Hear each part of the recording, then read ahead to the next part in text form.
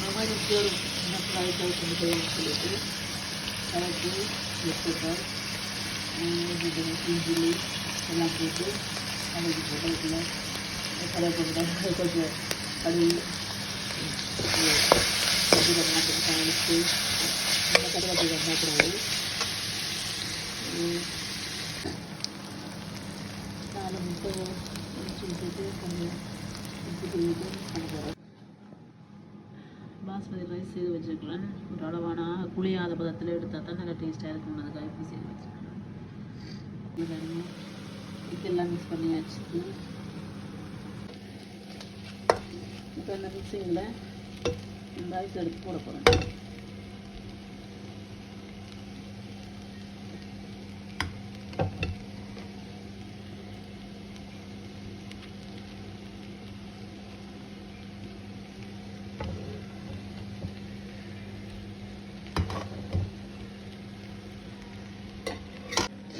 போட்ட ரைஸை வந்து இப்படி நல்லா மிக்ஸ் பண்ணி விடுவாங்க. எல்லாம் சேர்த்து மாதிரி நல்லா அடியில் நிறைய எக்கு எல்லாம் இருக்குது.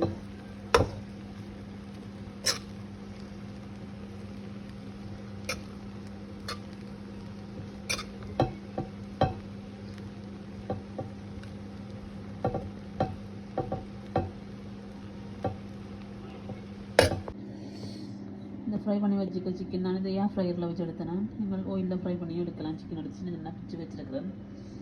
இந்த சிக்கன் இந்த ரைஸில் போடப்போம். இந்த ரைஸில் போட்டு இந்த சிக்கனை வந்து அதோட கொஞ்சம் இஞ்சி முடிச்ச பேஸ்ட்டை வந்து கொஞ்சம் ஆட் பண்ணிடலாம். இப்போ நம்ம நல்லா சாப்பாட்டுக்கு நம்மளாக போடுறேன்.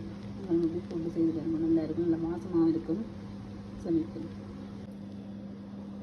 இந்த சோயா சாஸில் கொஞ்சம் ஆட் பண்ணிவிட்டு மிக்ஸ் பண்ணி விட்டுருக்கோம். நீங்கள் பாருங்கள் நல்லா வந்துருக்குது. இங்கே பாருங்க நல்ல வடிவாக வந்திருக்குது. டேஸ்டியாகவும் இருக்குது.